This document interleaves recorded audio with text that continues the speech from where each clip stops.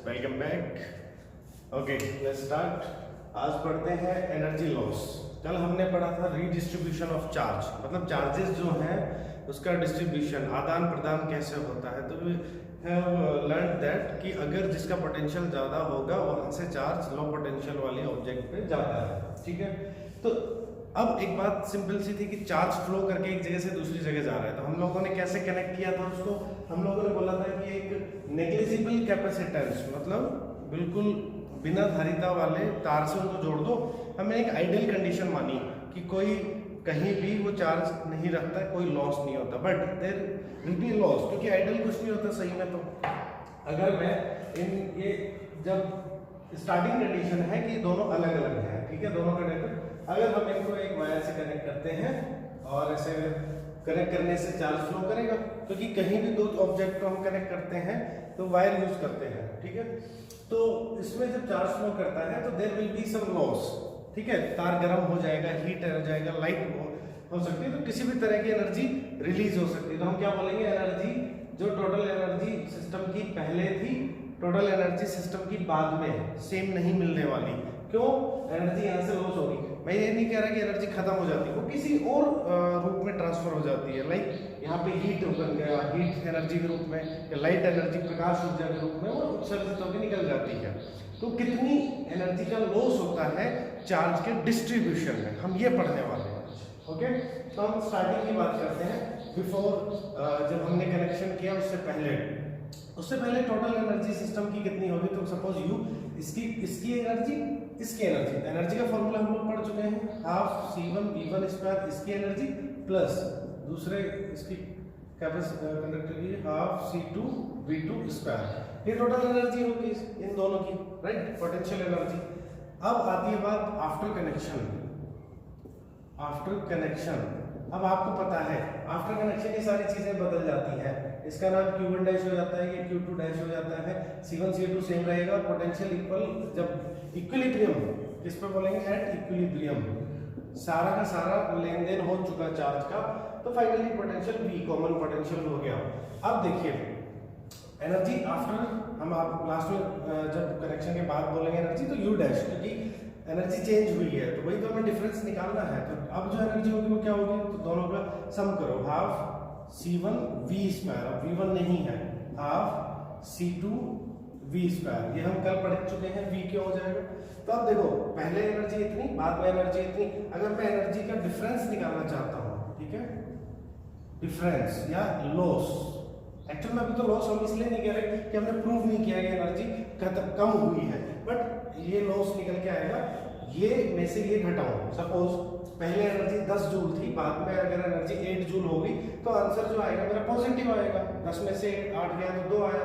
तो अगर मैं U में से U डैश को माइनस करता हूँ और अगर हमारा आंसर पॉजिटिव आ जाता है तो वी विल से लॉस हो। ठीक है, इसको करने के लिए प्रूफ अपन पहले ही कर लेते हैं कि इसको कॉमन ले लो, इसका वैल्यू यही पुट कर लेते हैं, हाफ C1 प्लस C2 और V स्क्वायर, और V की वैल्यू क्या होती है बताइए, C1 प्लस C2, इसकी वैल्यू थी C1 V1 plus C2 V2 upon C1 plus C2, ये कल हमने पढ़ा, और इसका स्क्वायर यहाँ पे लगा हुआ है। तो देखो इसका स्क्वायर है ऊपर का, तो ठीक है, नीचे वाला C1 प्लस C2 का स्क्वायर होगा, एक C1 प्लस C2 यहाँ कैंसिल आउट हो जाएगा, तो एक C1 प्लस C2 बच जाएगा। तो हम डायरेक्टली आगे वही पुट कर देंगे। अब देखो डेल्टा U अगर निकालना है, चेंज इन एनर्जी, तो पहले एनर्जी U, बाद में एनर्जी U डैश, कितना चेंज आया निकाल लेते हैं। पहले एनर्जी का value half C1 V1 square plus half C2 V2 का स्क्वायर, ठीक है, minus this value, minus half, okay, C1 plus C2 cancel out हो जाएगा, C1 V1 plus C2 V2 upon C1 plus C2, और ऊपर का whole square बचा है, because C1 plus C2 cancel out हो गया था। ओके, अब आप देख सकते हैं इसको सॉल्व करना चाहिए हमें, तो आप हाफ को कॉमन ले लो, ठीक है, 1/2 कॉमन आ जाएगा, एंड C1 C2 एलसीएम लेंगे तो मल्टीप्लाई होगा, तो आंसर ये आएगा C1 plus C2 into C1 V1 square plus C1 plus C2 into C2 V2 square minus this one C1 V1 plus C2 V2 का होल स्क्वायर, ये expression आ जाएगा और अपॉन में सब C1 प्लस C2। तो फटाफट से इसको कैलकुलेट कर दीजिए, हाफ, ठीक है, मल्टीप्लाई करेंगे C1 square V1 square plus C1 C2 V1 square plus C1 C2 V2 square plus C2 square V2 square minus इसका एक्सप्रेशन हम ओपन कर देंगे C1 square V1 square plus minus आ जाएगा बिकॉज माइनस से minus C2 square V2 square minus 2 C1 C2 V1 V2, right. ये expression सारा आ गया और upon C1 plus C2 cancel out कुछ हो सकता है, C1 square V1 square, right, ये कैंसिल हो गया, C2 स्क्वायर V2 स्क्वायर नहीं है, हाँ ये कैंसिल हो गया। तो अल्टीमेटली हम लोगों के पास क्या बचा, we can see 1/2 C1 C2 V1 square plus C1 C2 V2 square minus 2 C1 C2 V1 V2, right, upon C1 plus C2। ये एक्सप्रेशन बच गया हमारे पास। C1 C2 सब जगह से कॉमन ले सकते हैं, delta U equals to 1/2 and C1 C2 अंदर बच गया V1 square plus V2 square minus V1 V2 into 2 है अपॉन C1 प्लस C2, ठीक है, ये हो गया। अब इसको क्या एक्सप्रेशन लिख सकते हो, you can see it is C1 C2 and this is V1 plus V1 minus V2, actually V1 minus V2 का whole square divided by C1 plus C2. This is the expression. Finally we got this expression. Now you can see, देखिए C1 C2 capacitance है जो कि fix होता है, ठीक है, positive value होती है। V1 माइनस V2, यहाँ कोई भी वैल्यू आए, V1 माइनस वैल्यू पॉजिटिव आए, V1 माइनस V2 नेगेटिव भी आए, बट देयर इज स्क्वायर, मतलब this will be always positive. You can see that this will be always positive because there are square. तो अगर एक बात देखिए, ये पॉजिटिव है, सब चीजें पॉजिटिव है, डेल्टा यू की वैल्यू क्या आ गई यहाँ से, डेल्टा वैल्यू की मतलब वैल्यू कैसी आएगी, ऑलवेज पॉजिटिव।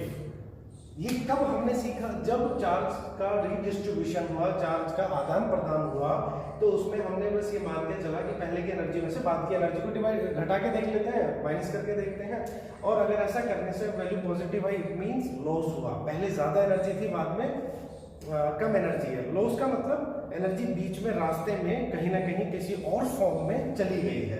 तो हम ये प्रूव कर सकते हैं कि इतनी एनर्जी का लॉस होता है। Okay, this is energy loss. आप इसको क्वेश्चंस वगैरह करने में यूज होता है न्यूमेरिकल में, आप इसको ध्यान रखेंगे। Okay, this is the last topic of our 4th chapter and now I'm going to explain a very famous question. This is all about combination of capacitor. एक क्वेश्चन करते हैं, ओके, इक्वेंट A मान लिया और आप this is a capacitor, this is a capacitor, this is a capacitor, this is a capacitor, this is a capacitor, this is a capacitor, this is a capacitor, और ऐसे ये ऐसे ऐसे, और ये सीरीज इस तरह का कॉम्बिनेशन जो है ये इंफिनिटी तक जा रहा है, ठीक है। और इन सभी कैपेसिटर की जो कैपेसिटेंस है वो C है, इसकी सेम है, मतलब सेम कैपेसिटर को दिए गए इस तरह के अरेंजमेंट में इंफिनिटी तक लेके जा रहे हैं। अब ये पूछता है A और B के बीच, ठीक है, ये सारे कैपेसिटर ऐसे जुड़े हुए होंगे, A और B के बीच में नेट कैपेसिटेंस, नेट C कितना होगा, A और B के बीच में नेट कैपेसिटेंस हमें कैलकुलेट करना है। तो ये बोर्ड के एग्जाम में भी आ चुका है क्वेश्चन इस तरह का, एंड यहाँ पे उसमें एग्जाम्पल्स में भी है। तो यू कैन सी दैट कि इस तरह के क्वेश्चन को कैसे करें। अब देखो यहाँ पर इस तरह का जो कॉम्बिनेशन है वो इंफिनिटी तक है, ठीक है। अब इंफिनिटी में से अगर मैं इंफिनिटी मतलब इनफाइनाइट बहुत सारे कैपेसिटर हैं, तो उसमें से अगर मैं 2 कैपेसिटर को अलग भी कर दूं तो कोई फर्क पड़ेगा क्या? तो आंसर है नहीं पड़ेगा, because we have to do something. कुछ ना कुछ हमें इस तरह से अज्यूम करना पड़ता है कि वी कैन सॉल्व एनीथिंग। तो हमें बस अज्यूम करना है कि ये जो दो कैपेसिटर है, आप ये मान के चलिए कि ये इसमें नहीं है। देखो कहीं से भी स्टार्ट करें अपन, यहाँ पर अगर मैं इन दो कैपेसिटर को हटा दूं और आप ये देख सकते हैं ए और बी को यहाँ मान लूं, तो सेम जैसा यहाँ से स्टार्ट हो रहा है सेम यहाँ से भी तो स्टार्ट हो रहा है। तो हम दो कैपेसिटर के बाद ये सीरीज मानते हैं कि यहाँ मैंने एक पॉइंट मान लिया, दिस इज, इनको हम सपोज पी क्यू मान लेते हैं। ओके राइट, पी क्यू जो है इनके बीच में जो कैपेसिटेंस होगा वही हम किसके बीच मान सकते हैं, ए बी के बीच, बिकॉज पी क्यू से स्टार्ट किया हुआ मानो। ठीक है, इसको छुपा दिया। अब देखो वही तो क्वेश्चन है भाई, किसको पता है कि दो कैपेसिटर कम हुए, इन्फिनिटी तक जा रहा है, बहुत सारे हैं, तो दो कम भी कर लिया, because we have to solve this. तो अब जो ये बचा, ये सारा का सारा इधर वाला पार्ट जो इन्फिनिटी तक बचा इन दोनों के अलावा, इनके कॉम्बिनेशन से हमने ये मान लिया कि इनका सी डैश मान लिया, इनका जो कैपेसिटेंस आएगा, ठीक है, धारिता जो आएगी इनकी वो तुल्य धारिता सी डैश है। ओके, अब कैसा स्ट्रक्चर बच गया, ये हमने माना है। ओके, और यही हम कैलकुलेट करेंगे, बिकॉज यही हमारा आंसर आ जाएगा, ये कैलकुलेट कर लेंगे सीधे पूरे के पूरे इन्फिनिटी तक का, तो इससे तो कोई फर्क भी नहीं पड़ता, यहाँ से क्वेश्चन शुरू मान सकते हैं पीक्यू से। तो इस तरह से हमें करना है। तो यू कैन सी दैट कि अब जो हमारा अरेंजमेंट बन गया, इसको हमने छोटा कर दिया कि हम सॉल्व कर सकें, बिकॉज इन्फिनिटी तक हम कैसे सॉल्व कर पाते हैं। तो ये हमारा हो गया सी डैश, ये सी और दिस इज हमारा ए बी। ठीक है, अब हम क्या करेंगे, देखिए now we can see that कि ये दोनों कैपेसिटर कैसे हैं, तो सीरीज में श्रेणी क्रम में है। श्रेणी क्रम की क्या पहचान, एक प्लेट से दूसरी प्लेट, देखो एक प्लेट से दूसरी प्लेट, और पैरेलल की क्या पहचान, दो प्लेटें एक पॉइंट पर, दूसरी दो प्लेटें एक पॉइंट पर। ठीक है, तो सीरीज में है, तो ये इन दोनों का इक्विवेलेंट क्या आएगा, आंसर है सीरीज का फॉर्मूला था 1/CS, तो 1/C1, तो C मान लो प्लस 1/C डैश, तो 1/C सीरीज आ गया। C1 C2 एलसीएम ले लेंगे अपन, और C dash C LCM and C plus C dash, तो CS का फॉर्मूला आ गया C dash C dash plus C। ठीक है, ये इनका इक्विवेलेंट आ गया। अब जो ये आ गया वो कैसा है, तो अपन इसके इक्विवेलेंट जो भी आएगा उसको यहाँ बना दो, कहीं भी बना देंगे, ये ऐसा है, और यहाँ पर जो इक्विवेलेंट आया सपोज यहाँ मैंने बना दिया। अब देखो इसकी दो प्लेटें एक जगह, दूसरी दो प्लेटें इसकी एक जगह, तो ये कैसे हो गए, दिखने में आपको लग सकता है कि सीरीज में है, but they both are in parallel combination. तो इसका नाम क्या हो चुका, इन दोनों मिला के CS हो चुका, दिस इज C।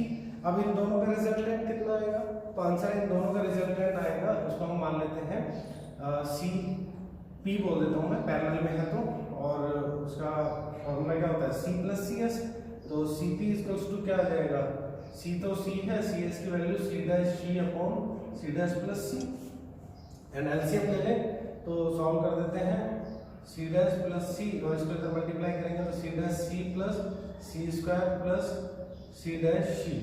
ठीक है, और फाइनली ये जो आएगा आंसर वो आएगा हमारा,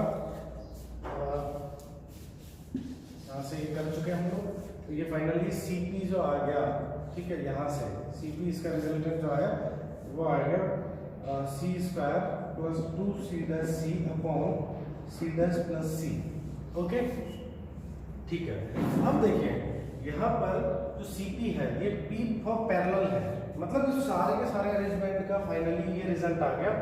अब इस रिजल्ट को, जो फाइनली रिजल्ट आ रहा है, उसी को हमने क्या माना था कि जो इस पूरे के पूरे को हमने क्या मान लिया था, C डैश, बिकॉज फाइनली हमें C डैश ही कैलकुलेट करना था। तो ये फाइनली पैरेलल कॉम्बिनेशन में जो हमने बना के इस फाइनल का जो कैपेसिटेंस निकाला वो कितना आया, उसी को क्या कह सकते हैं, C डैश।